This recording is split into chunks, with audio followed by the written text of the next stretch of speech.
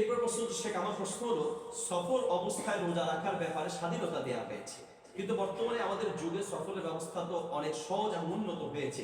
এমন অবস্থায় কি সফরে রোজা রোজা ভাঙতে পারবে? উত্তর হচ্ছে, সফরে থাকাকালীন অবস্থায় রোজা আপনি চাইলে রাখতেও পারবেন, ভাঙতেও পারবেন, স্বাধীনতা দেওয়া হয়েছে।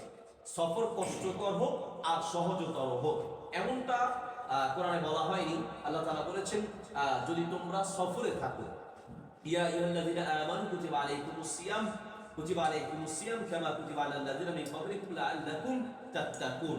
ঠিক আছে, এরপরে যে আয়াত সেটা হচ্ছে যে যদি তোমাদের মধ্যে কেউ ফিস সাফার সফরে থাকে, তো সেই সফরকে কষ্টকর সফর এরকম উল্লেখ করা হয় না। সফর হলেই রোজা রাখা না রাখার স্বাধীনতা দেয়া আছে।